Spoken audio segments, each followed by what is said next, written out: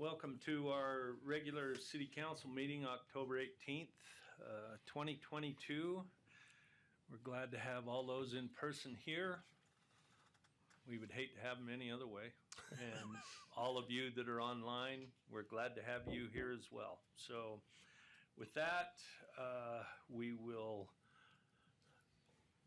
do a roll call. And is everybody here? Sure. All of you are, but Yep. We're going to excuse Councilmember Montoya. She has another engagement that she needs to be to.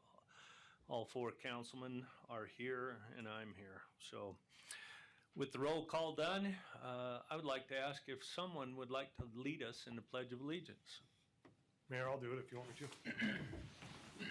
to. Please join me in the Pledge of Allegiance. I pledge allegiance to the flag of the United States of America and to the republic for which it stands, one nation under God, indivisible, with liberty and justice for all. Thank you. I'd like to also ask if someone would like to lead us in an invocation or a spiritual shot or inspirational thought.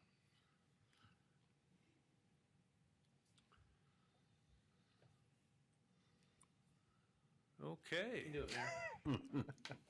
Thank you. Our dear Heavenly Father, we're grateful for this evening that we have to meet together as Santaquin City officials and residents and to discuss the things happening in this community. We're grateful for this opportunity that we have to meet and to talk about this community, this city. We ask that the Spirit will be here to lead and guide the decisions that are made. We're grateful for this country, this state, this community that we have to live in and work in and recreate in. And we ask that will bless it and help us to always remember these blessings and help us to take care of it and to find ways to serve. We are so grateful for all that we have, and we pray for this in the name of Jesus Christ. Amen. Amen. Thank you. Does anyone need to make a declaration of potential conflicts of interest on any of the issues that are going to be discussed tonight? In the past, I have mentioned with the Tanner annexation, my property does border that, but I don't think that affects anything that I will do or say or consider with it. Good enough. Any other things?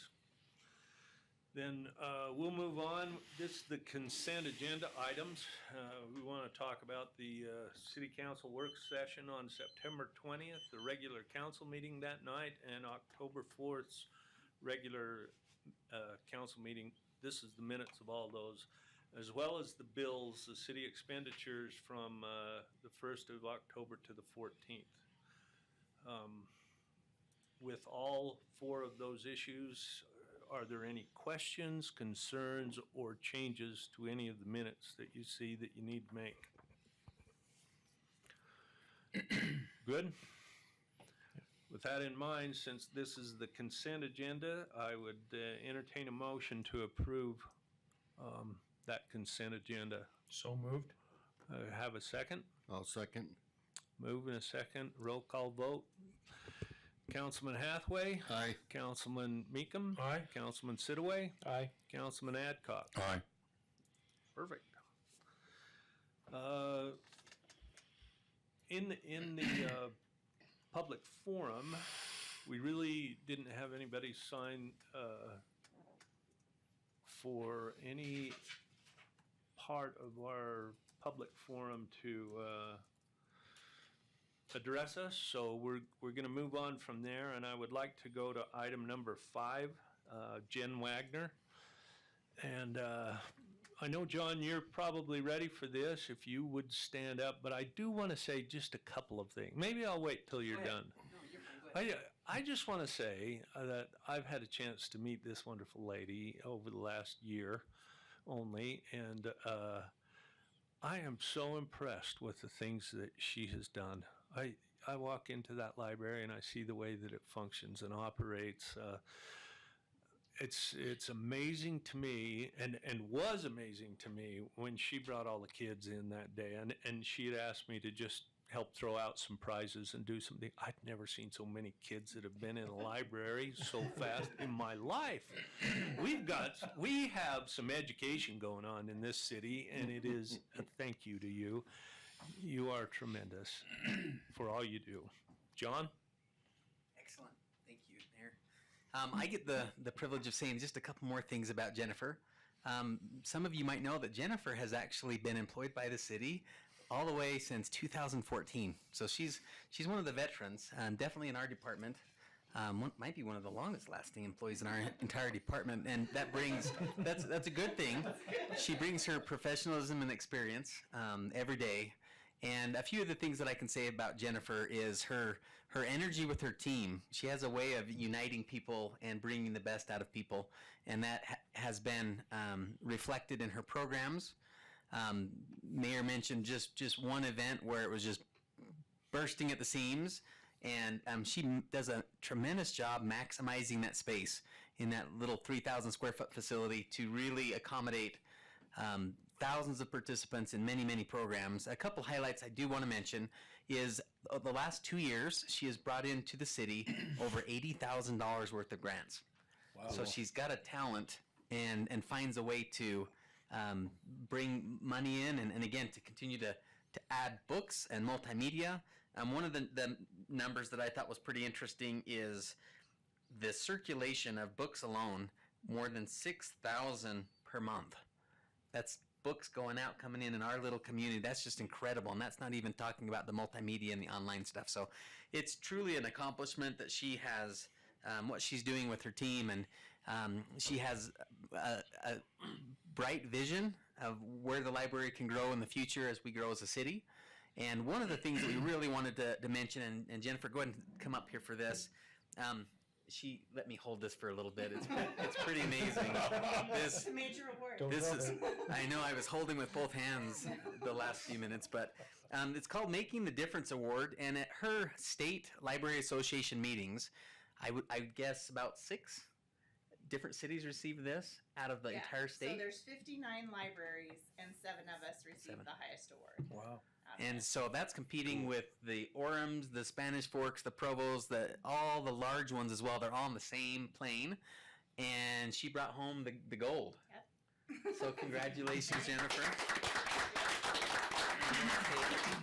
I would just say, my staff's amazing. So them helping with the programs and being energetic and excited to be at the library, that's what also makes it, is their enthusiasm. So I wouldn't be able to do it without them. I couldn't concentrate on paperwork without them going through with the programs for me. So it's amazing. So if any of you are wondering, that's 200 books a day, 7 days a week for 6,000 books. That's a lot of books for a very small library that we have, and she does a fantastic job.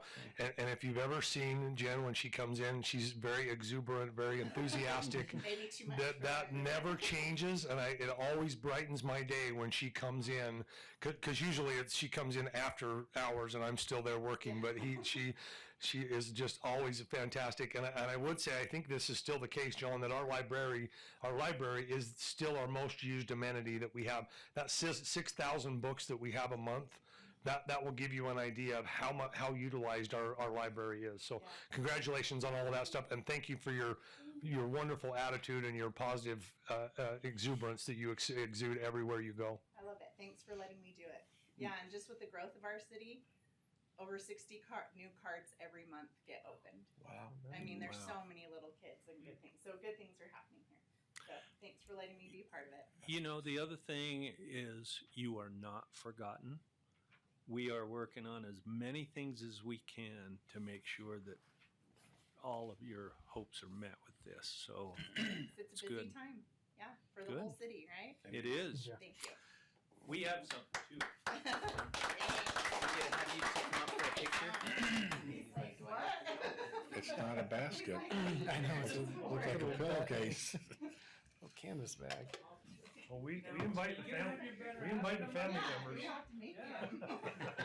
Like, oh, crap. No, it won't. Like that. Yeah. So we wanted to give you state recognizes you, we can't be outdone. Yeah, thank you. Okay. I appreciate it. All right. Okay, perfect. Thank you. Thanks, you guys. I appreciate it. Thank you so much. I'm gonna remember See anybody from the chamber. I don't see anybody from the chamber. Thank you. Thank you so much. Thank you. That's Thanks, the Jen. Ivory guy. The Chamber of Commerce, the quarterly update. They are not here. I do not see her here. Yeah, I talked to her a few days ago, and she said she was going to be here. So I wonder if maybe. If She's she still having comes, fun is at it the Michelle pickleball that's courts. coming? Yeah. Okay, if she comes in, we'll just kind of revert back just Yep. for courtesy, Once we okay? pass her line. It's done. Really? It's over. Yeah. Okay, well. Okay, building permit and business license. I will have that report to you next time. Okay. Any new businesses? I think we have maybe a couple, but that report was not generated, so we'll get that to you next meeting. Okay. Then why don't we move right into the ordinances and resolutions? And there's a couple of things that certainly we want to talk about. First one is the Tanner annexation. And this has been going on. Wasn't this first approved by the past council as they were leaving, or was this the first one that we One of the looked first at? things we did. This was one of the first things that this council did was to initiate that. This is an annexation for this property that actually the city initiated that, and the developer has given us a support letter to be able to do that, and that's where we're going with this is continuing on that path. In the meantime, since that resolution in February was passed, we've been working with the developer on a development agreement, and it's now before you for your consideration. I would just point out that what they have proposed is consistent with what remains undeveloped at this point in time unapproved in Summit Ridge, and that is R10 zoning, which is what they're proposing. That doesn't mean that everything's just 10,000 square foot lots. There are some larger ones that are even 12 and almost 13,000 square feet, if I remember correctly.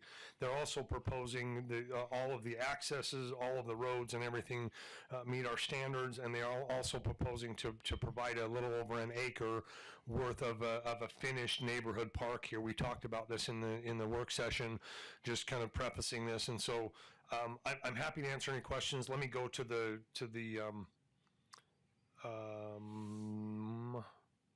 we have a map, yes. So what's proposed is to annex this portion of property, which is approximately 43 acres. As indicated, this is west of the railroad tracks and east of Summit Ridge Parkway, and kind of the undeveloped area there between the what we call the Cedar Point area and the Stone Hollow area on the north end by the church. So that's what's before you, and there's two actions here tonight. Actually, I'm going to turn that over to you, Jason. I apologize. No, it's fine. Same message, just whether it's comes from Norm or me. So yeah, basically there's an ordinance that would approve the annexation of the property to be in Santaquin City. With that annexation, it's proposed, and it would this ordinance would apply R10 zoning to that property. The next agenda item is a resolution that would be approving a development agreement that would spell out the details that have been negotiated with Ivory Homes regarding that development. It's a standard development, but there are some unique things. The park, as was mentioned, timing of when the park would be built, and so on and so forth. So we have a motion before you, if you want to pull that up, Norm. That was on the memo.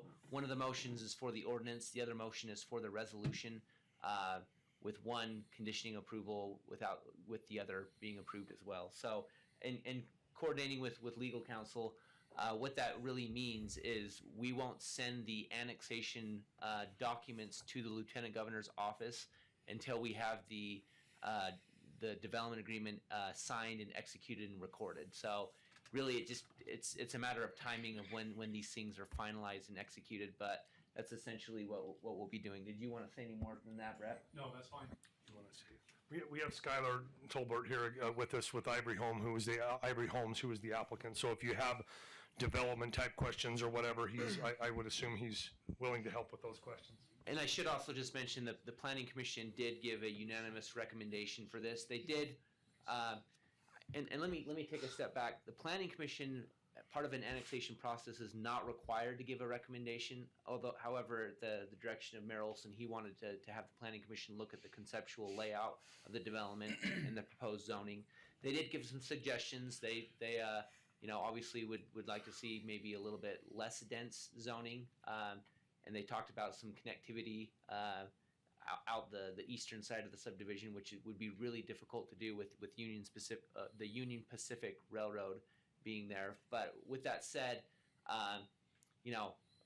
my recommendation is this is very consistent with the zoning that's already in the area, even though it's zoned planned community for Summit Ridge. Because the development agreement has expired, the default land use regulations are R10. So the zoning would be very consistent with the neighborhoods that are already existing there in Summit Ridge.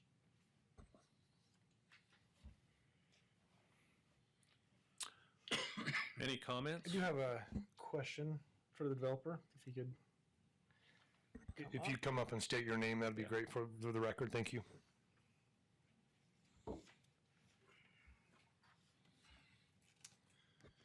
Skylar Tolbert with Ivory Development. One thing that was brought up in Planning Commission was some areas in Summit Ridge have been considered kind of cookie cutter homes. They all kind of look the same. One certain developer, I'm not going to mention, does that a lot. For these 140 homes, how many home plans are you planning to make available? It's a good question. Thank you.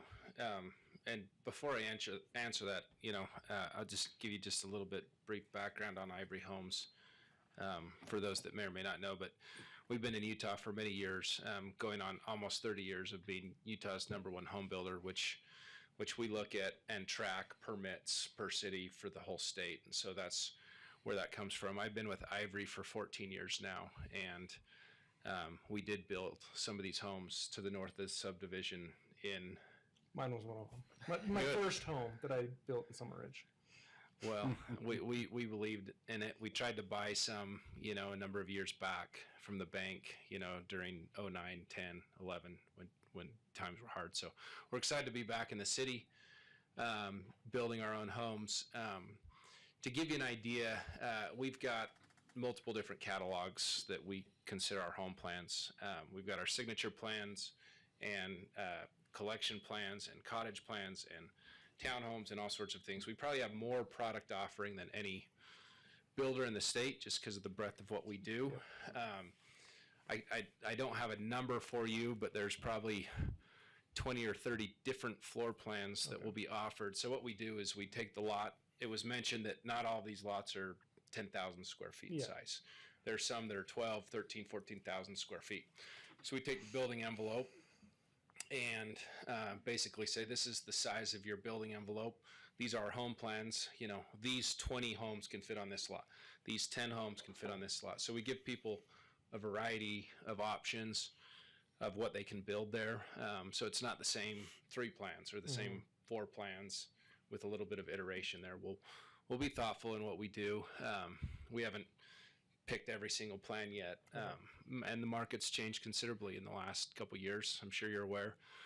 Where, if you had asked me that question, a year ago, I probably would have said, we're going to pick every single plan and build it and spec it. Now we're letting everybody pick their plans, build them. So there's really creates more variety through that. So kind of a long answer to your question, but hopefully that helps. That's good. You drive, excuse me, you drive through a few areas and you can see the same floor plan 5 or 6 times on the same street. It's a little disappointing when you want that variety, especially when most of that area up there, they're custom homes, and so you're not seeing that very often. But when someone came in, they had what they had.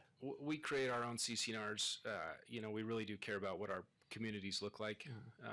We value them. And we have an internal rule that no same home plan can be directly next to each other across the street or kitty corner. So even if there were a couple homes on the same block, they're spread out. They're spread out. You're not going to see same home plan lot 1, 2, 3, and then you go across the street and, you know, Perfect. they're just mirrored. Okay, that's good because know, when I so- did build my first home up on Little Rock Drive, there were actually 2 or 3 houses that were ivory, really close to each other. They were clearly the same floor plan, but Yeah. I trust you've updated that. I'm not gonna. Well, we do have some of the same plans, and some of, you know, when you look at our, you know, catalog from a And macro that's level, we have some of the most popular plans, and people Yeah. just love to build them. And, you know, they've stayed in the catalog for many years. Other plans, they get tossed, and we do That's new fine. plans. So That's fine. You mentioned CC&Rs. Are you gonna have a separate HOA entity, yes, or one yes. that is it yours, or you have a company you work with? We create the CCNRs. We're the declarant, Okay. but we do subsidize that. So we will pick an HOA company Okay. that does manage the I'll just CCNRs. urge you to stay away from the HOA company that's already up there. I don't know who they are, but you know, I'm the just saying, HOA if business it's is a tough different business. I know HOA, that. if it's a different HOA, you'll probably have a lot of people who live there move into your area. We'll take them. And with that, what kind of services will the HOA provide? Well, as of right now, the park that we're giving or building to donate would be city. Yeah. So there may be, you know, entry monumentation, other things. If not, then we may not need to create an HOA other than to just kind of manage the CCNRs. Okay. All right, and I asked you about this before. I just want to double check on with the fencing. Is there going to be a fence up against that railroad track at the least? We haven't determined that yet. At a minimum, we will create a fencing plan that everybody has to follow. Okay. And in those CCNRs, we will say this type of fencing, you know, we usually give a few options. This is what's approved. This is not what's approved. And so oftentimes we say no chain link, no certain materials are just not approved. So I'm just thinking about safety there because already a lot of kids cross those train tracks anyways. And so if we can just make sure with 140 homes, possibly 200 kids coming in, they're going to want to jump over that to go over to the soccer field and pickleball courts. That's the shortcut. yeah, we'll at a minimum we'll absolutely create a fencing plan for every home, not just that, but you know, so when people put up their fences and pick their, you know, materials, they have to fence in certain areas and use certain materials. Perfect. Okay. But just for clarification, that will be on the homeowner, the the home- purchaser, and not you're not planning a perimeter fence, I guess, is the question that I No, have. we're not. Which is not required. I'm just asking to clarify. Yeah. Okay. I only have a question on your park here. I've noticed there's no parking. You're not planning on any parking in there? Well, street parking, I mean, Just they're street. standard city Okay. width right of ways. You know, it's not a 5 or 6 acre park. It's just Right. over 1 acre. You know, so it's not like you're going to have, I don't imagine the city Right, uses so that it was- as soccer fields or anything like Right. that. There's actually a plan already created for that. It was in we the have it staff here. report on one of them. Does the You know. playground, is that going to have a structure? We haven't picked it yet. Okay. So But there I- will be something. Yeah, Okay. yeah, to be determined, but it's, you know, we've got estimates on it. It's, you know, roughly a $500,000 Yeah. amenity Well, that we that's will fine. Just give to the city. we just like to know what's going to be there. The park plan, I don't know who, somebody at the city created that, right? We didn't. We had input on it, but we did not Okay. create the park plan. Yeah, so So when the city takes that over, is that pavilion going to be one some people can rent? It's up to you. Oh, okay. I mean, really, John was just here, our community services board. They can put it on the list of things, and that's actually, we've talked about something lately of that's something he could put on the list of things that can be rented out. Okay. It's a worthy discussion because, like was said, this is more of a neighborhood park. This isn't like a regional park that serves more of a broader region. But it's really up to you of how you want to manage that. Okay. I think that's all I had. okay. Any other question? Then I would ask for a motion to approve So it'll be the first Is it recommended motion on there if that's what you would propose. 10:01? Ordinance 1001. Yeah, I didn't see that. Maybe it's here. It's on the screen too, Mayor. Yeah. Mr. Mayor, I make a motion that we adopt ordinance number 10-1-2022, an ordinance amending the zoning map of Santaquin City to include the Tanner annexation area located adjacent to the current corporate boundaries of Santaquin City, Utah, with the condition that a development agreement is approved to lay out certain details in the future development of the property. Had a motion. Do I have a second? I'll second. Seconded by Councilmember Sitaway. So roll call. Councilman Hathaway. Aye. Councilman Meekum. Aye. Councilman Sitaway. Aye. Councilman Adcock. Aye. Motion passes. Let's go on to the second one, the Tanner Development Agreement. Yeah, so this is the development agreement that accompanies this annexation. Really, our goal with this development agreement was to try and have it defer to our code. There's not a lot of customization with this development agreement. There is that park. We do have details related to the timing of when that park will be built. And the timing of that is basically that it has to start before the 64th home, and it has to be complete before the 105th certificate of occupancy. So not the building permit, When but they move in. before the 105th home is moved into and gets that certificate of occupancy. That's when the park needs to be done.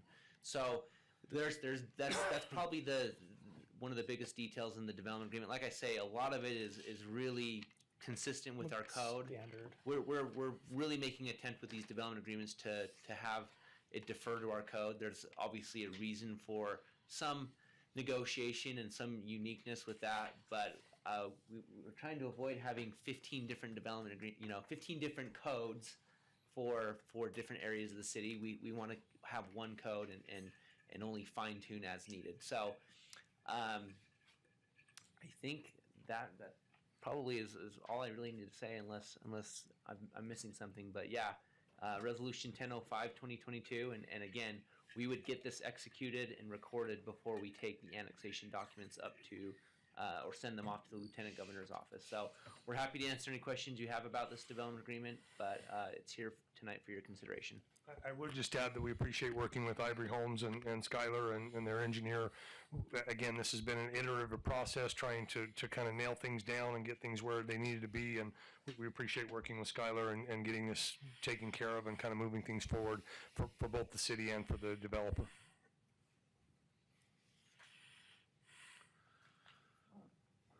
Are there any other questions? I thought I'd lost the paper. I was looking all over for it feverishly. Then I would entertain a motion for Resolution 1005/2022.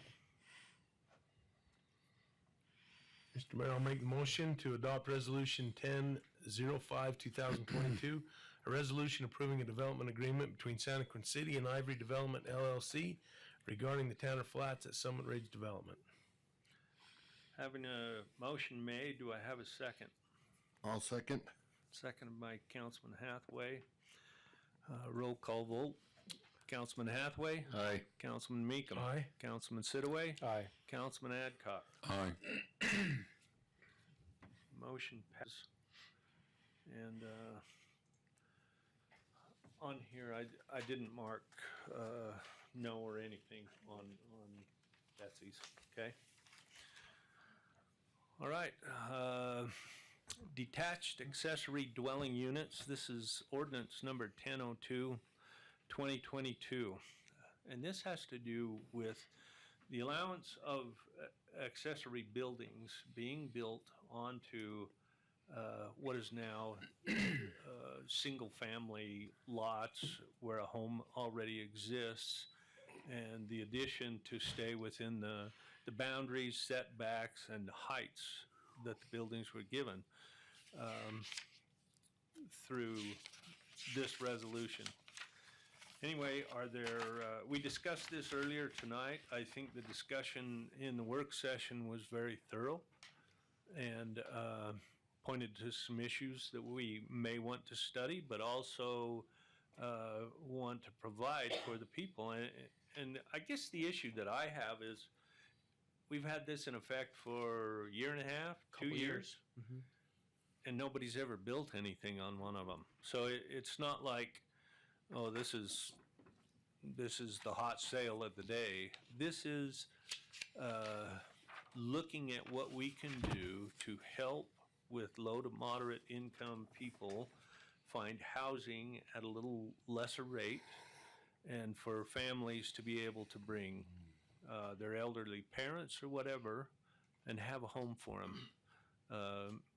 It would be a small home. It has size restrictions. It has all sorts of things. And we talked about everything from sewage on. So I think there were a lot of questions. Certainly we may have more in the future, but are there any questions that you have had, especially since we discussed this for nearly a half an hour in our work session? Are there any things that you want to bring up or talk about? We're good to go? Councilman Adcock? In light of that discussion that we had earlier, I think we ought to table this and go back and look at some of the code provisions that are required and make adjustments that might mitigate some concerns that citizens have expressed. Then, are there any other questions or concerns? Is that a motion that you want to make? No, that was my comments.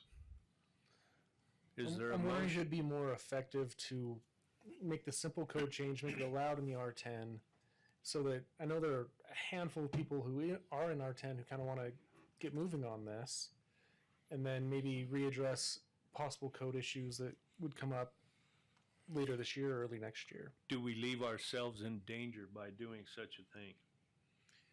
I wouldn't necessarily say it's danger. It's just if you would adopt the ordinance today and allow it in the R10, they would be and they turned it in application, they would be subject to whatever's on the books now. And if there's concerns that you have with some of the requirements in there, they wouldn't be subject to those in the future. They would be subject to whatever's on the books now. At the time of application. Right. So that would be the way to look at that. I should just clarify too, really what's proposed here tonight is we've talked about it being allowed in the R8 zone. It actually is allowed in the Main Street Residential District of the Main Street Business District zone as well. So that really is more towards the core of the city. The proposal tonight is just to expand it and allow it in the R10 zone. It's really relatively simple and straightforward. There is a little bit of language related to carports that talk about the square footage that of carports not being part of the total square footage, but they still are subject to the setback requirements.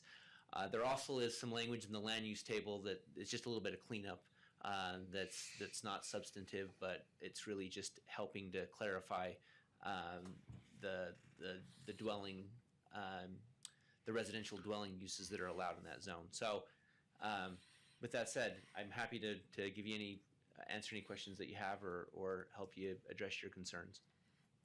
If we do want to change the code, does that have to go through Planning Commission first and then get a recommendation and then come to us? So likely, if you have more suggestions to change the requirements and they're substantive in nature, yeah, we'd want to take it back to the Planning Commission and get their recommendation, a public hearing again. Basically, anything that's different that you're wanting to work through was not presented in the public hearing, and so we'd want to redo the public hearing so the public knows exactly what is being proposed. I'm not sure that would probably be the best way to go anyway, because there is concerns, right? So it'd be better to address the concerns before we adopt this. I'm with Art on the. Okay. So yeah, Mayor, I will make a motion that we table this for further discussion and review. Do I have a second? I'll second. Moved and seconded. Roll call. Councilman Hathaway. Aye. Councilman Meekum. Aye. Councilman Sitaway. Aye. Councilman Adcock. Aye. So it has been moved that we do not approve this and that we send it back for clarifications. However, don't we need table those it. clarifications?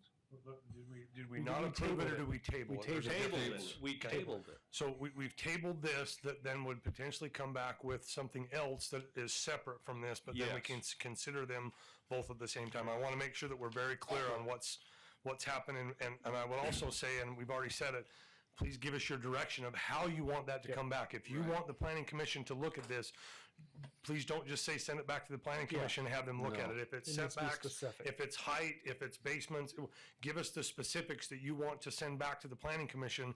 Again, my therefore what?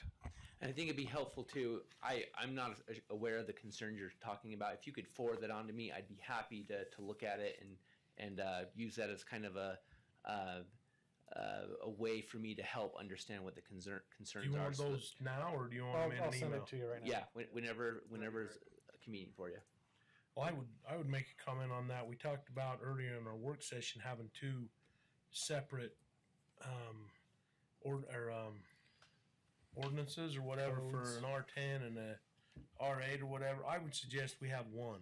We make it Yes. one that works for both. Yeah. Whatever we have to change, so that would be my only recommendation. I already like what we have. I don't have any problems. I don't But I either. think we need to apply it to both, not have it separate. And that's what we have right now, and that's what was proposed. So I was okay with this. I'm also okay waiting to make sure it's what we want Okay. before we approve this. So that's why I voted for it. I think we're okay waiting. If there's other questions, I don't have any other than that. I think we need one code, not two. When do you want it to come back? Next meeting, two meetings? I As soon would. as they can I have think it. we should Wait a put minute, it. it's got to go through P and Z. Yeah. And noticing, proper Yeah. notice. No. So get to the we're planning gonna commission be as the end soon of as we November. can. It'll be a while, yeah. Yeah. Well, I Yeah. guess it depends. If you have substantive changes, then it needs to go through the process again. Yeah. Right. The feedback I've gotten so far, it's not really suggesting any changes. It's just maybe like a more thorough review to make sure that there's not any glaring concerns that you have. So if that's the case, then it could come back Right. and you reconsider the ordinance, and we don't have to do a public hearing. Well, Councilman Sidaway is going to I just- send you a list yeah, that just he send you the has. email. That would tell us whether it was Okay. substantive. Yep. We can look at those concerns, and that could be a spark for a discussion with the planning commission to see if those concerns can be addressed in some way. I'd like the planning commission to look at the two-story aspect of it and consider eliminating the two-story and make it single-story. With or without a basement, because that would make a difference as well. Either way. Isn't right now a basement is allowed? Right now, it That's doesn't. the way we read It does not specify whether basement's disallowed or not. Okay. It's Yeah, like anything It else. was kind of vague, so I thought it wasn't allowed. But if it is allowed, that's okay. But there are some houses you can't get machinery back there to dig out a basement. That kind of This hurts is- them too. This is a potentially a limiting factor, like Lynn talked about. There's going to be you got to be 12 feet from the main structure. You've got to have the proper setbacks. You've got to have access. You've got to have off-street parking. So there's if the whole code still applies, and if for some reason that limits a particular property, that was the purpose of the limits, is to make sure Yeah. that it limited that it's just not a free for all. Yep. Right. So you're right. There could be some aspects that they just can't do it, and if that's the case, then so be it. That was the intent, I believe, of the ordinance. Yeah, we don't need a million of these things. There's going to be a few that it will help people out, and that's the intent. And I think even as written, we're not going to get all that many. No. I mean, how many two-story possible. buildings do we have in the R10 zones? I don't know. I mean, they're limited to the height of their primary structure, anyways. Right. So a one-story single-family home And I would cannot build a Probably two-story. 90% of them are single Yeah. story. So, Mhm. is it a restriction we need to put on? Is all So I'm we saying. have sent you a few things Uh-huh. out of this. Yeah, there were 3 specific concerns Okay. we can just look at. And, Yep, I'll and look at it. Dave's concern, And, yeah. or did that cover yours as well? What was your? Mike, It was just from the email. yeah, your email will cover mine, but Yeah. I feel if you're going to restrict the height, I think you ought to allow the basement. So Which It's not is prohibited. allowed. again, the basement's only going to come on property that has they're going to fit all that in anyway, right? But I don't say we just automatically arbitrarily say no to a basement, Yeah. because I think that it'll weed itself out in that anyway. I don't think it was anyone's intent to prohibit a basement. No. It was I just don't want the second the story. limitation, Yeah, the size that's what I'm limitations saying. are Let's limit- 800 square foot footprint and Right. 1,600 total. Right. So that's one level with a basement or two levels, 1,600. Or Or you could have 600 a and three basement and stories. 2 stories, but it's a smaller footprint. Yeah. Yep. Do we have enough to look at? Yep, And I'll we'll take a look at that. evaluate. We've Okay. tabled this. I've written tabled, but I signed it as tabled. I don't know. Fair enough. It's tabled. And Mayor, your word goes, so it was tabled. Really? Well, actually, the vote of the council heard, so. Jeez, you have all kinds of things. Okay.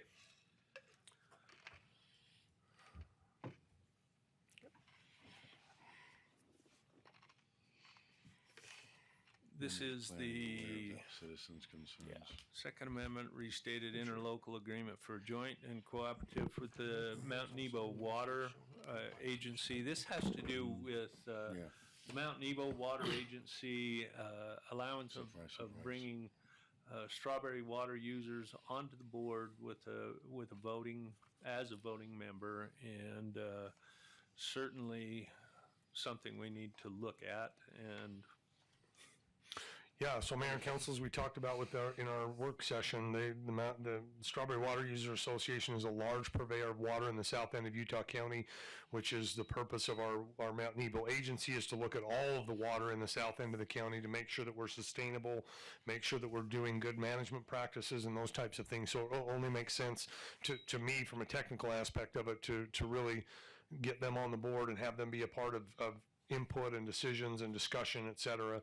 And Dave, you can correct me if I'm wrong. I think that's basically where we're going with this, is just to add a board member. It's pretty simple, but it is something that you guys need to, your board needs to approve. Yeah, it's basically what Norm just said. Every city, and well, I shouldn't say just city, because there's more cities involved in that over there.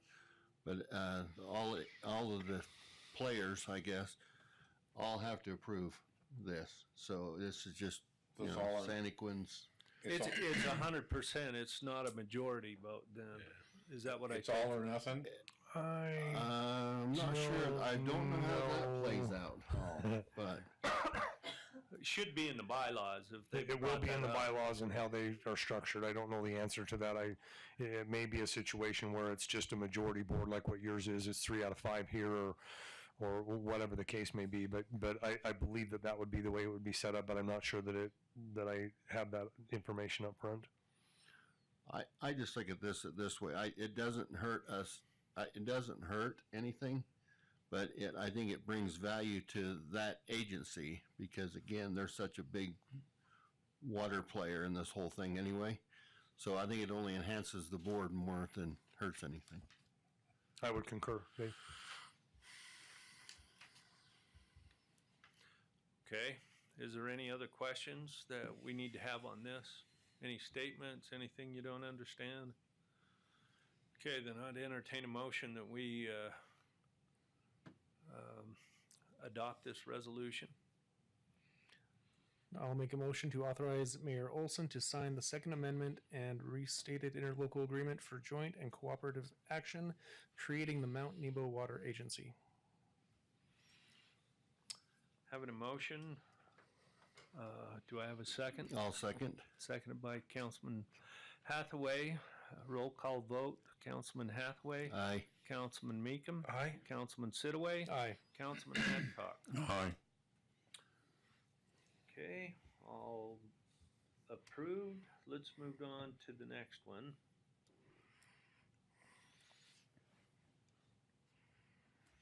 Just trying to make sure that I got all the I's crossed, or something along that line. Vault Privy. Mayor and Council, again, as we discussed in the work session, this is just a permit and a bond for Utah County Health Department to allow us to put the restroom in at Prospector View Park. This is something that's kind of come on late in the game that we didn't know about until just last week, and so that's why it's here. It's a pretty simple agreement that helps us to understand what their requirements are and puts a small bond in place if for some reason we don't maintain it, take care of it, clean it, or tear it out. If we ever decide to tear it out, there's a bond there in place for them to do that. The reason for this is even though it's on city property up the canyon, it is within Utah County as far as the jurisdiction of the building permit, which this is a requirement of that. So we're just trying to get through the process and help move this along so that we can get the restroom in, and it's a couple of weeks out, I would think, at this point in time.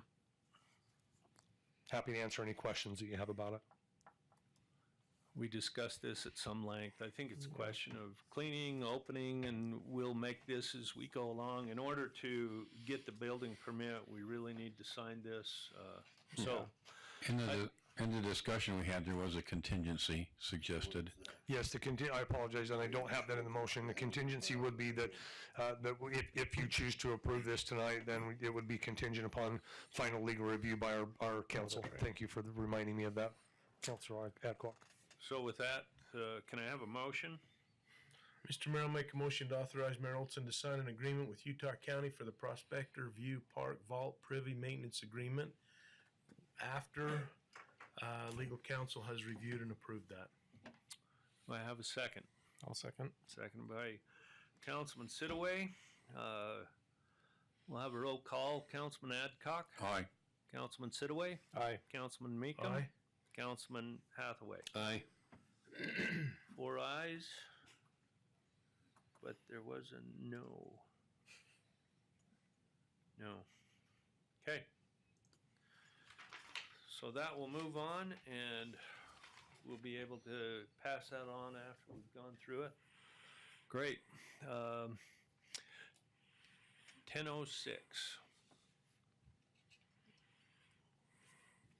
So, Mayor and Council, this is a resolution in consideration of a grant that, again, as we talked about in the work session, our emergency manager, Chris Lindquist, has put this together and got us a very generous grant from FEMA and the Utah emergency managers to be able to help fund our emergency generator at the new city hall. That will have an EOC and an emergency operations center in the building, and that helps us to be able to have emergency communications and operations in the event of power outages or other disasters, other hazards that may come along. Again, I want to point out this has been a lot of work for Chris, and we really appreciate the work that he's done on this to bring this funding to help us pay for the emergency generator, the wiring, the switch gear, et cetera, that's required to be able to do this. It's pretty significant. And I would point out that this is a 90-10 grant. That's pretty unheard of. Usually it's the other way around, or 50-50 or a 60-40. You very rarely get a 90% grant, and we may not see this again. But again, kudos to Chris and the great work that he's done on that to get us to this point. So at this point, I would just recommend a motion that you approve the mayor to sign this agreement, and we can go ahead and get that funding coming to help us with some of the costs that we've already expended and future costs that we will continue to expend as we finish out the city hall. I also want to say thank you, Chris, and Suzette for putting up with Chris, for the hard work that you've done on this. I know there have been a lot of questions, and we've had to do some clarifications as we've gone forward, but the work that you put into this is exceptional. And I and we as a council are very grateful for what you've done and what you've looked at to do to be successful, especially in the responsibility that you have as our emergency coordinator. So with that in mind, I would entertain a motion to approve this. I think this is a no-brainer. I love these kind. I was waiting for that. Plus, I think we need to give him a hand here, 'cause that's awesome. Yeah. I make a motion that we authorize. Wait just a second. Just so everybody knows, this is not a one-man band, right? We had a lot of city support on this, a ton of work was done on the city side. City staff participated heavily with this, the development, the engineering of it, everything. So please, I'm a bulldog. I get things done. I like to push it forward and get it to where it needs to go. But getting it to that point was city staff. It genuinely was. So we will never ever see a 90-10 again. Due to COVID, we got some extra funding, And so we were able to get it. But yeah, kudos to the city. We appreciate your humility, but Yeah. we know how it gets You know done. what? You're part of this city, Chris. Yeah, exactly. You're still the bulldog. We appreciate it. So, Mr. Mayor, I make a motion to authorize Mayor Olson to sign an agreement with the Utah Division of Emergency Management for the Hazard Mitigation Grant Program, HMGP agreement. Second? I'll second. Seconded by Councilman Hathaway. Roll call, Councilman Hathaway. Aye. Councilman Meekum. Aye. Councilman Sitaway. Aye. Councilman Adcock. Aye. Motion passes. We should be good to go. Now, in order to proceed on to the next piece, we need to make a motion to leave this city council meeting for a short while, Convene. convene within. We're not leaving. Sorry. This meeting, I did say Probably hope so. meeting. We're not leaving and going anywhere. Gee, for some reason we I was going to just, say we'd be done at 5 to 8. That'd be a miracle. really? Hang on just a minute. Wood. I'm trying to make sure that I get all this stuff done because it's just not right. Okay? What's the date today? 18.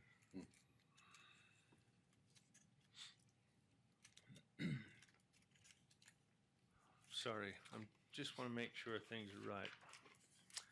So, can I ask for just one more minute so that I can do this? I don't want to do it afterwards because there are things that I might forget. 7:56. 7:57. How'd I do? Sheesh. So, convene of the Community Development and Renewal Agency, the CDRA, we lovingly call it, of Santaquin City. Can I have a motion to convene? So moved. Second? Second. We've had a motion and a second to convene to the Community Development and Renewal Agency of Santaquin City. Roll call vote, Councilman Adcock. Aye. Oh, No, board you're member- still in council meeting. We're still in council. Yeah, rest. Easy gunshot. Easy. Councilman Aye. Adcock, Yeah. Councilman Sitaway, Aye. Councilman Meekum, Aye. Councilman Hathaway. Aye. Boy, and you might need to keep it straight as we go through this. So, for those that are listening, and for the record, when we convene to the CDRA of Santaquin City, we are acting as the board that will be able to take care of the business that has to do with our CDRA study area that was put out sometime in the future or in the past. And what we're doing tonight is we're discussing the notification of an upcoming public hearing, which will be scheduled for November 15th, approving of a project plan area and a project area plan budget. Now, as we go through that, we will be looking at new properties that are out in the, did we ever name that? West Industrial Area? We refer to it as Westfields, yes. Westfields. plus or minus something else. It's in, Okay. yeah. We probably ought to have a great name for it, but, Westfields project area. okay, we got it. It'll work for Area now. 51. So, with this discussion, I just want to go over this briefly, and if I get out of hand, we're in the meeting now, so we are acting as a board with a board chairman and board members. And the reason we do this is under state law, we can now deal with property, real property, that is owned by Santaquin City as we look forward to moving it into an industrial park that we will be able to control and not have to put it out for the lowest bidder or the highest bidder and go through the problems that you find when all of a sudden a developer wants to buy it, pay high price, and change the zoning. We want it to remain as industrial zone.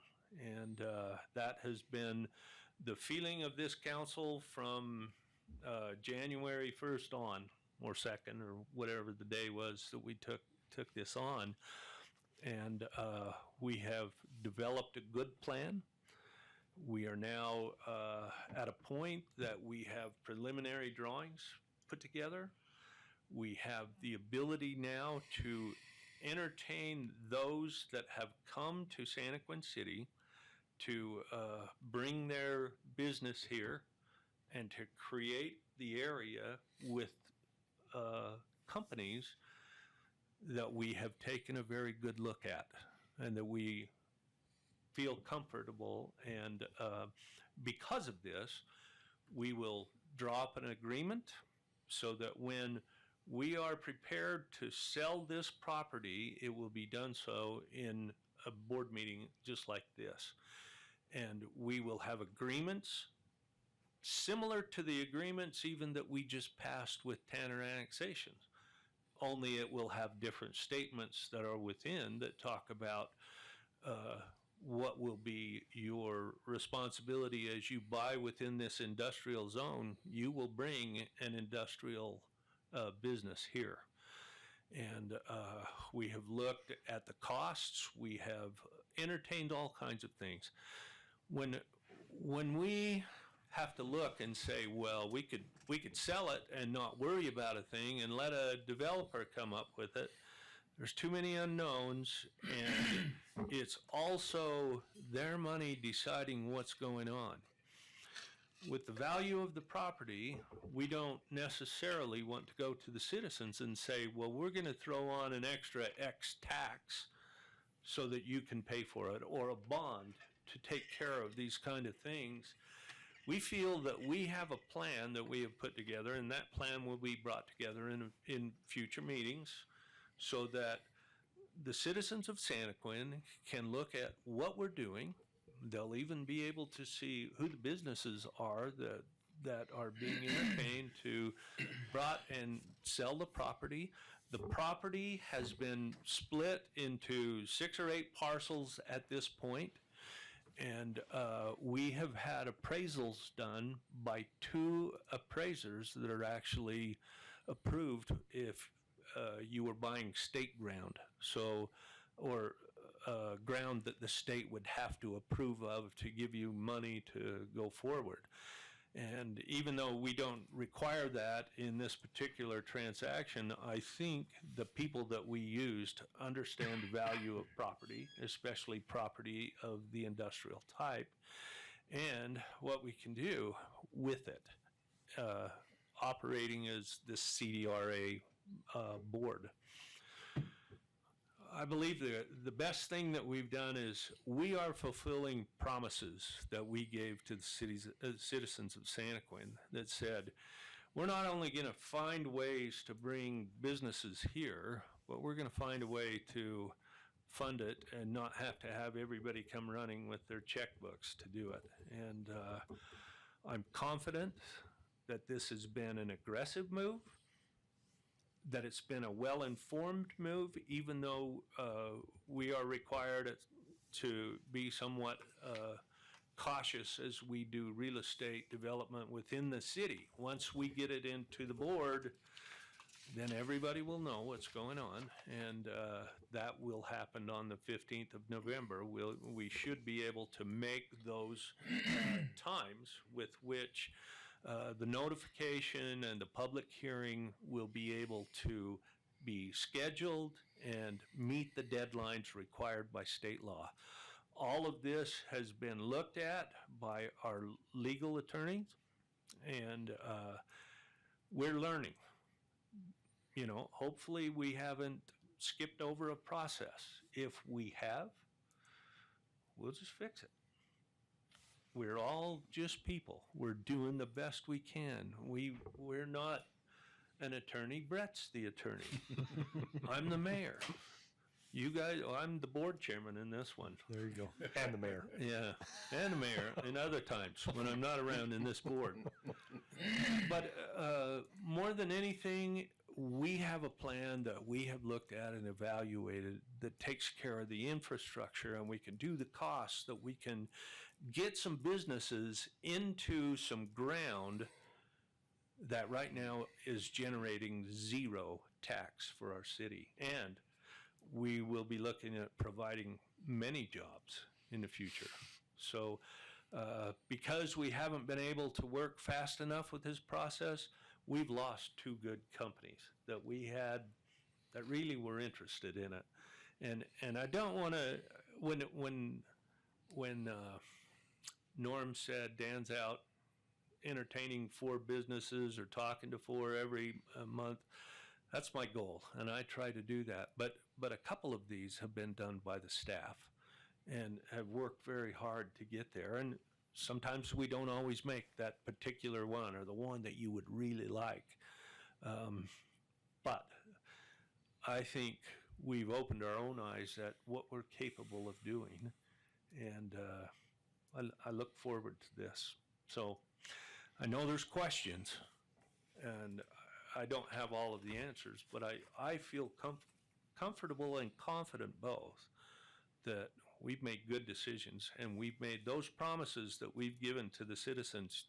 Yeah, we're going to look at it. We're going to look at ways to not only bring the jobs, but we're bringing the businesses, and we're turning taxable land into taxable land rather than non.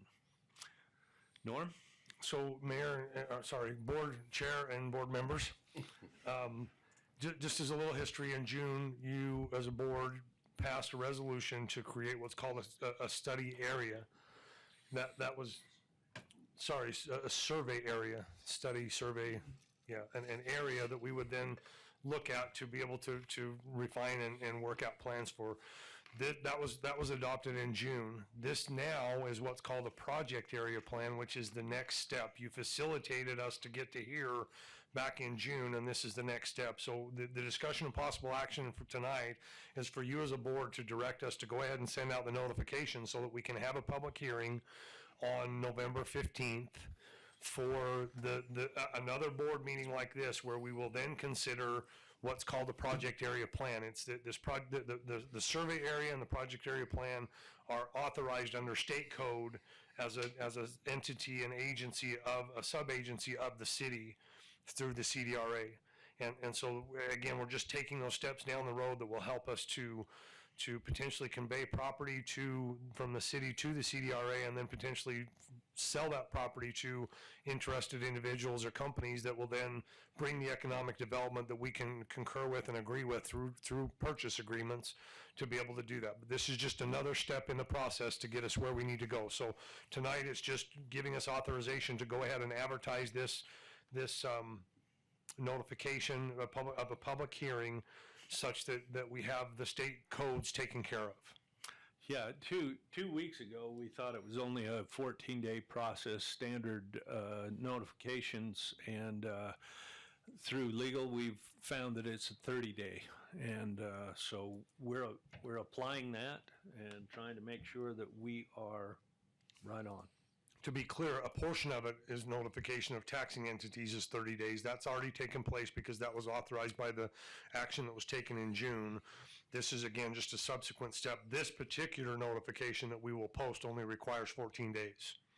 So, but again, the 30-day had to go out last week, and now we're bringing this to help you understand where we're at and get your approval to go ahead and move forward with this notification for you to consider that plan. The project area plan is being completed as we speak, and we should be able to get that out to you as we make refinements to it and review that with legal counsel and our finance folks to be able to have it ready for you. I think the area they aren't identical, the survey area and project area. Right. There have been some adjustments. I don't know whether you want to discuss it. No, Just don't anticipate that they're it's the same Right. area. Yeah. Right. This is a subset of the survey area. In fact, the survey area is much larger than what we're considering today. The survey area was some of our landfill property, which is not being considered all the way down Highway 6 to even consider property over by the rodeo grounds and that kind of thing. So yes, the survey area is much larger than what we're dealing with now, but that gets us to be able to start focusing in on just this area we're talking about right now for the project area plan. So we would look for your direction to be able to go ahead and do that, and I don't have a recommended motion, but you can just, That has to be a motion and vote, right, by the board? it should be in this board, yes. Just again, to recognize, we as staff are not directing this, and the mayor is not directing it. You as a board are directing us to continue down the path that we've already started. And then again, any agreements, the project area plan, all that kind of stuff will come to you as a board for your approval. There won't be anything done without the board's approval, or in the other case, the council's approval. And really, the motion is for the public to go ahead and notice the public hearing. Yep. To hold that hearing on November 15th. Well, Mr. Mayor, I make a motion then that we give the approval for city staff to move forward with project area plan and project area plan budget for this area in the West Fields. You want to amend that to direct it to the board chair, instead of the mayor? Board chair. Okay. Motion, I did say mayor, So sorry. Yeah. confusing. do I have a second? I'll second. Moved and seconded, roll call vote in these, or can we Yes. do? You should. aye? Oh, dang it.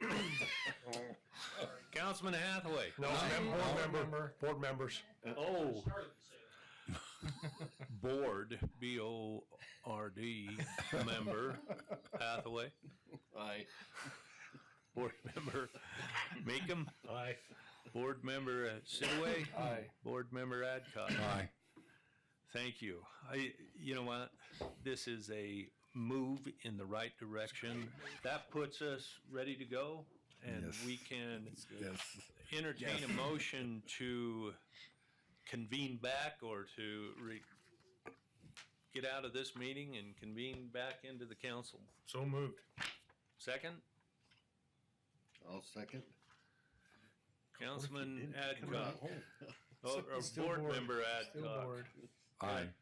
Board member Sidaway. Aye. Board member Aye. Meekum. Board member Hathaway. Aye. Good. Now we're back in the council meeting. I got a copy of it. Okay. You know what? I really think, even though there's a lot of goofy things we have to get around, Norm and Jason and Brett have been incredible at working through this. There's a lot of tireless work that we've thrown in on this, and yet it's important. It's important for the city, and it's important to do something. Yeah. And so I feel we're doing the right thing, and I applaud you for the way that you feel and for the discussions we've had. So thank you. Reports of the officers. Norm, Jason, who wants to go first? We'll let you choose. Jason, we'll drag it out, Norm. You're getting ready to go to Hawaii. We don't care. What? I'll make it quick. Just a heads up on what's coming forward at the DRC. We have an application for a final plan for Scenic Ridge Estates. This is the development that's high up on the east bench. That's 7 or 8 lots. So it's a final plan, and the city council has already looked at and approved that preliminary plan. So that's moving forward. That's all we have right now for DRC. We'll see if something more comes, but. For Planning Commission, we have a preliminary plan for Cortland Park. This is the development that's directly behind Macy's. This is a preliminary plan, and so if the Planning Commission makes a recommendation, this could move forward to the City Council on one of your upcoming agendas. Just a heads up to you, Emily and I discussed this afternoon. There's a couple public hearings we're going to set for some future Planning Commission, and subsequently it'll come to the to the City Council. Public hearing for adoption or your consideration to adopt the active transportation plan that's been worked on for a long time. This really was going in conjunction with the general plan. We didn't want it to get too far ahead of the general plan, and then there were some updates to it that we wanted to make sure we included, like the Prospect Review Park. So we will get that public hearing notice, and that'll be coming forward through the process. The other thing is Payson City indicated that they are ready to move forward as well. In fact, I think they've already got the notice out there for the update to the annexation policy plan.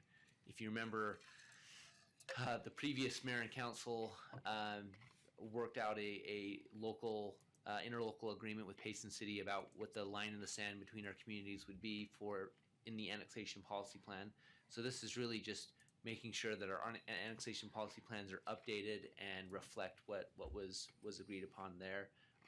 Other updates, because this document hasn't been updated for a very long time. So we wanted to make sure that we were doing this at the same time as Payson City, so that we kind of moved through this update of our respective annexation policy plans together.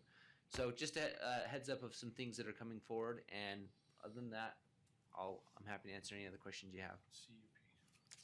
So Norm wants me to I asked him if I should bring this up. This is mostly just to get you thinking about it. I think you were included on an email that has this information as well. As you know, Central Utah Water Conservancy District, they're very mindful of trying to do some water conservation. They've given us some updated water efficiency standards that they'd like the cities to consider. Probably a little heavier than just considering it. It's in order for the city itself and for your constituents, the residents of Santaquin City, to qualify for water rebates through Central Utah Water Conservancy District and perhaps even other water rebate programs. We need to adopt these standards. Now, there's some questions and some concerns with these standards. I ask that you look through those, and I can tell you what some of my concerns are. I'm going to be talking with some of my colleagues in other cities, because I know they have some concerns with some of the standards that they have in here. It feels a little bit like, should we jump in and adopt these, but then we may have standards that we're not really that supportive of, and it's kind of a tricky situation that we're in, and without going into too much detail or getting on a soapbox, I think the water conservation issue is complicated. It's not just a one-dimensional, we need to preserve water. There's a lot of moving parts that are related to that subject. So in order for us to have our residents qualify for those rebates, we need to have these standards in place by the end of the year. Working towards the end of October, that gives us two months. So this is something we need to start thinking about. If you have questions or you'd like to hear some of what our concerns are, maybe not in the next week, but with Norm. Go ahead and email me. But I would be happy to sit down with you and kind of talk a little bit more openly about what this means and what the domino effect could be with some of the water efficiency standards that they're really strongly trying to make cities adopt in their codes. So, Does this include the rebate that they talked about for curb? Yes, rip your strip. Yeah. Rip your strip, smart water, smart clocks, and potentially other things that we don't even know about right now. So this is, how many of you got the email? Do you know what Jason's talking about? Did you guys all see it? Will you forward it to those that don't? Okay. I don't think I saw it. Your inbox. But it would have been an email from, remember what her name was? Shannon.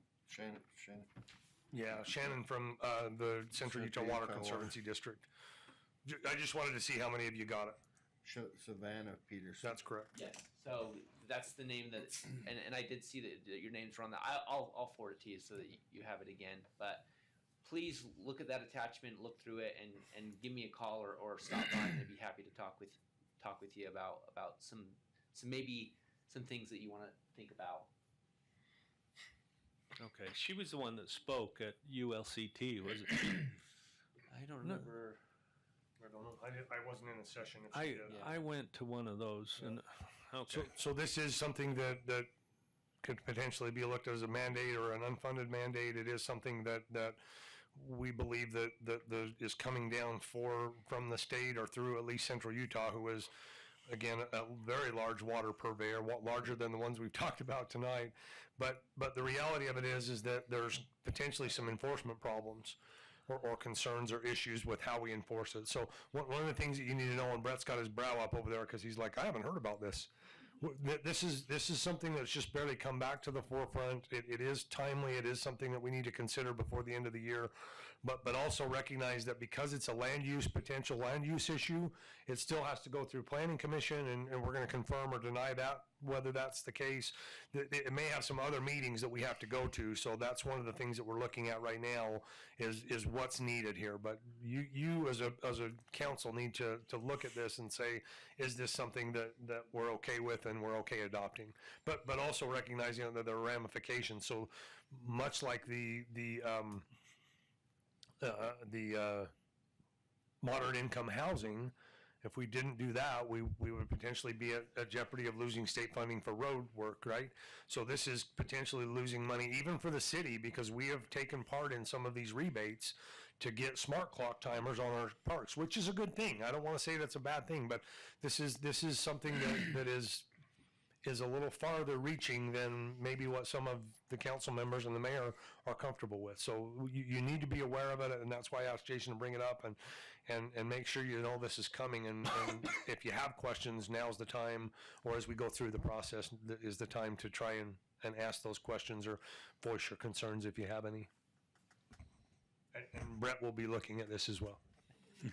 I'm not sure that we have a lot of flexibility in what we can offer back or what we can ask for back if there's changes or anything of that nature that we could even consider, because again, it's kind of like dealing with the federal government. It's here's the boilerplate and take it or leave it. If you want the opportunity for your constituents to have these rebates, you could even ask your constituents, what are your thoughts on this, right? I know that this last legislative session, there were some pretty strong feelings about flip your strip, about, I want xeriscape, and in fact, there was code that was even ruled, or state legislation that happened to stop cities and HOAs particularly from mandating that people had to have grass in their park strips. And in fact, I know that many of our residents have now flipped their strip because that law passed. And so again, water conservation, as Jason said, is on everybody's minds, and it's going to continue to be on people's minds because it's not an infinite resource. Yeah.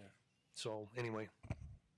Norm, is there a place that the public can go look at those standards so that they can give feedback too? Or They can as we go through the process. I would certainly encourage them to do that.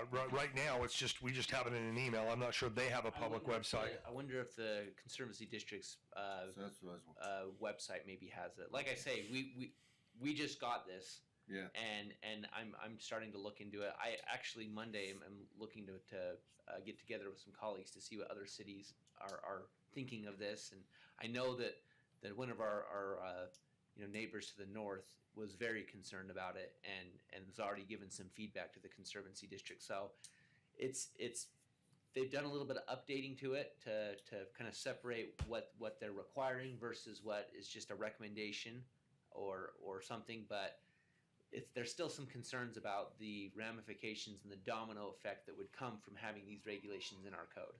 And that's kind of what we want to explore and talk with you more. So stop by my office. I'd love to have this conversation with you. And we're not trying to, we want the public to, again, that's why I encourage, talk to your constituents about it and hand it out to them or send it to them and let them give you input on it, because it really is, it's something that could potentially be a code enforcement issue for us as far as going onto private property and measuring grass to see if it's 30% or more, or 35%. It's pretty extensive. Yep. Anything else? Just as the council's aware, I'll be out of the office for the 19th through the 26th. You can still email me, and I'll be happy to answer emails in the evenings, and as I have service, I'm happy to do that. If you have questions on anything we've talked about tonight or anything that comes up, please feel free to contact me. I may not be as available as I typically am, but I will respond as I'm able to do so. Projects are going By well. the way, keep in mind the time difference too, okay? Don't call him first thing in the morning. You may call me first thing in the morning. That doesn't mean I'll answer. But yeah, just happy to answer any questions. We've got development still going on and trying to get buttoned up for the wintertime and asphalt down and that kind of stuff. And then we've got the city hall is going really well. On the pipeline that will connect Summit Ridge to the use of type 1 water, that's been a big project going on. They did get underneath the railroad tracks this last week and are going to be pressure testing that portion of it so that we can get that passed off and out of the railroad right of way for the next, as they continue, because the PI is going to be shut off, right? This week they started turning the PI off.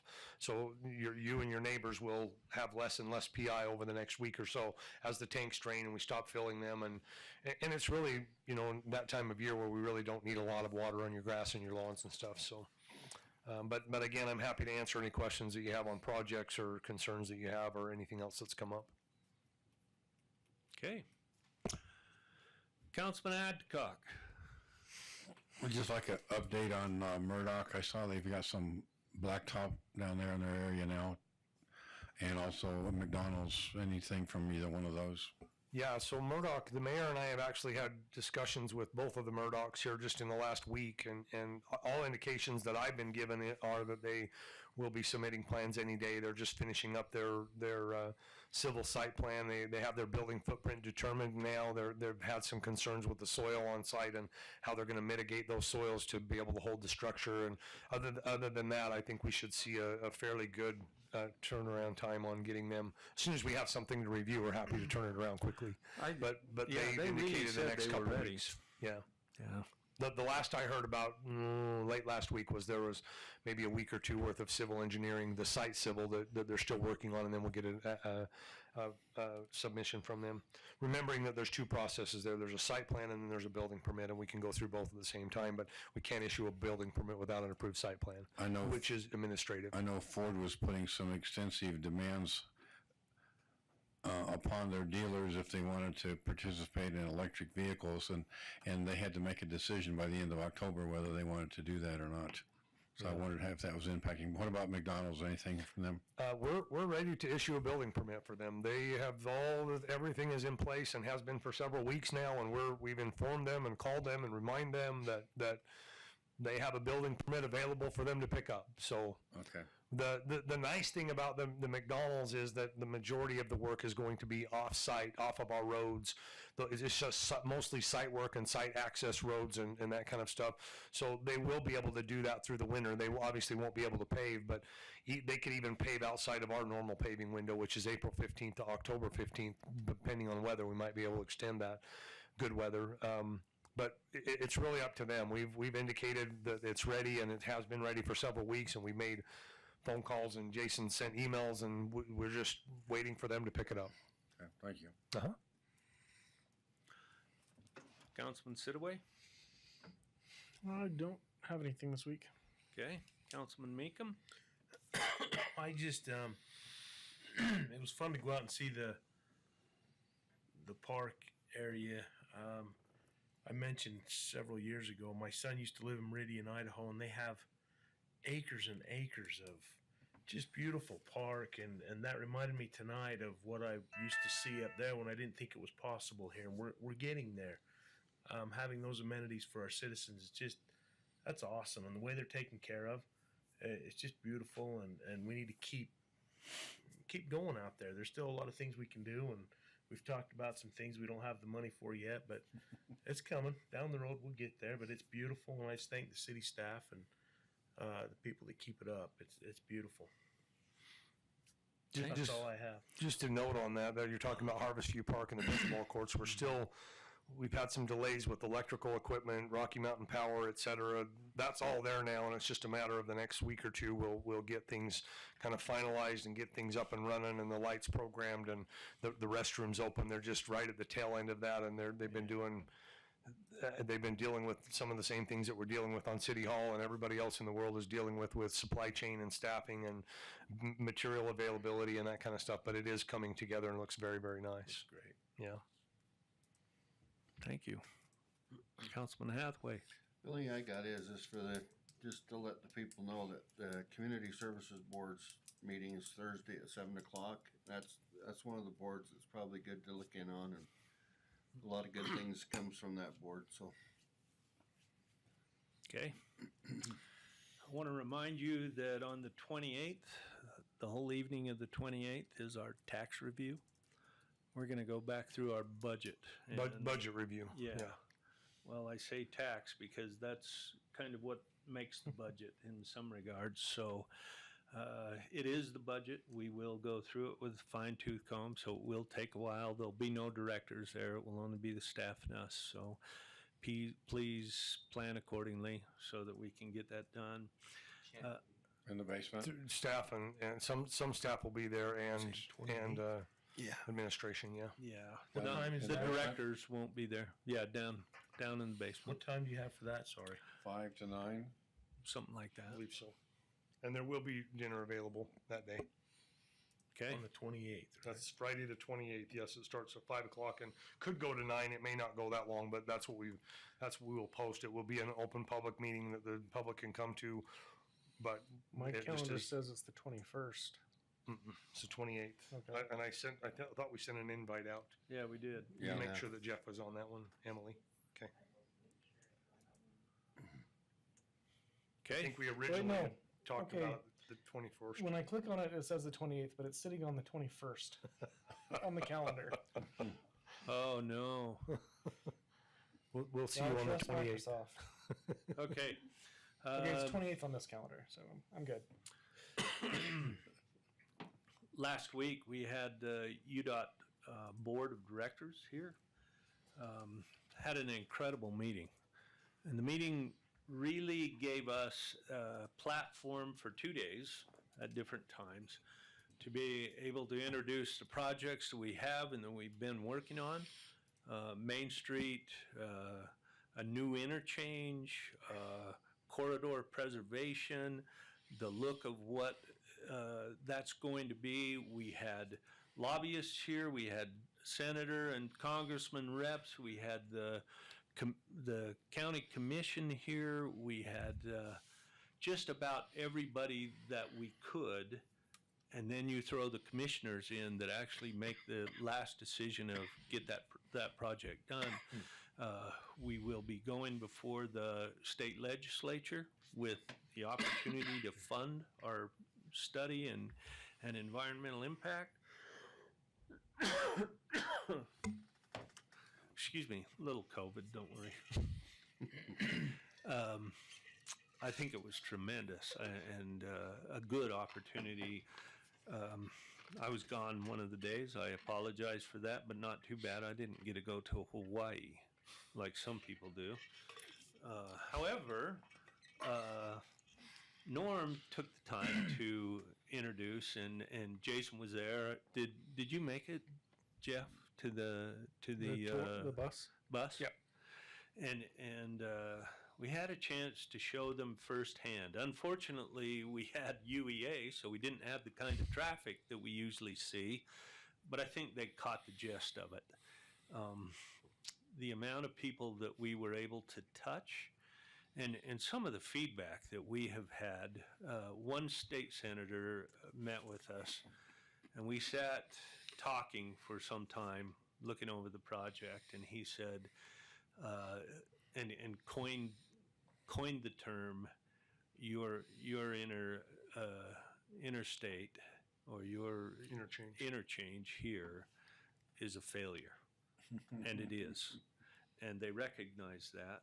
And I think the doors that were 30 years closed before they'd look at it are just starting to squeak and open. And our hope is the next funding part that we're going to be looking at is environmental impact. And I think we all believe we've got that dog under wraps. So we'll keep working on it. That's a big deal, Main Street.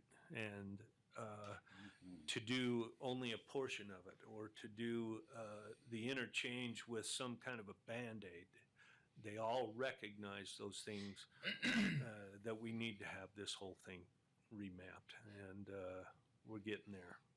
I like where we're at. It means we're working. The sale of this property and the change into the CDRA, that means we're working. It doesn't mean that things are going easy all the time. The review of our budget means we're working and doing everything that we can to make this city function, and we will do it. There are a lot of good things that are going to come from this. It's been nearly 10 months ago when I proposed to a shocked city council, hey, let's build a new park. In fact, let's build this park bigger than all our other parks put together. And in 10 months, I think we have made a big difference. And I'm sure that, you know, a lot of people say that city government or any government works at a cold molasses rate. And, you know, sometimes I am a little bit, as Chris said, bulldoggery at doing things. But I come from a business that if you weren't aggressive to get things done, they just didn't get done. If you don't do them yourself, who's going to do it? And so we've taken the bull by the horns with this new bicycle trail, and we're 75 yards from the southwest corner with a trail that you could ride up and down on a bicycle, and I have pictures to prove it. So they are absolutely beautiful the way this is coming together. The people that are putting in time has just been fun. We have a couple of challenges with the bridge and the toilet. You guys did a great job of recognizing that and passing it tonight. We still have a little work with the bridge. And we'll get there. They don't all happen all at once. And I'm just tickled every time we take one more step. And one more step is the UDOTs when they come, the trail when it almost makes there, the meeting that we'll have on the budget. And honestly, we will review taxes as we go through and take a look at it. Not to say we're pro-tax, it's where do we stand and how do they look? And what do we need to do for this city? And we will do it. We had a very good walkthrough of the WRF the other day. How was that, Norm? Good. You approve of that one? We have some people from a very high level that are looking at our system, the way that we do it, and we're still one of the finest in the state, if not all of the states, especially with where we stand with water. It's impressive, and it is impressive for these people when they come in to see it. I did send an invite to Mayor Ramsey and still haven't heard back, so I'll remind her of that. And but things look well. Over the last few weeks, I've had a request from an individual that would like to rent our buildings or some building.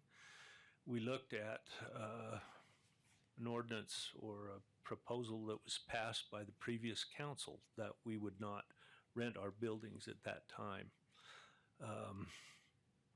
We've told her that at this point that we would just bring it up as a discussion, but the decision was to stick with the old council until we had a new building in place, which we felt we could have a better chance at, which is a little bit difficult. You know, would it be nice to rent something? Well, if it is, then we have to have somebody open the building, do the cleanup, watch out after everybody. That would be on a Sunday. And I'm not sure that we're prepared. We were certainly looking at what the previous council had adopted, and unless you want to change that, then I'm just going to go forward with the way that we have it. So, do you have any thoughts on that? You want to leave it where it is? I see lots of nods. Let's go. Okay. That's fine with me. We made the right decision. I don't have anything further. I'm just grateful to be here. I wanted to tell you guys, and Betsy too, you know, it's fun to work with you. And it's been fun to do a lot of things this year to this point. It's been a good year. And we've got 2 more months and a little bit to go, and it's going to get better. So, thank you. I would entertain a motion to adjourn this meeting. So moved. Second? I'll second. All in favor? Aye. Aye. Okay, we're over it.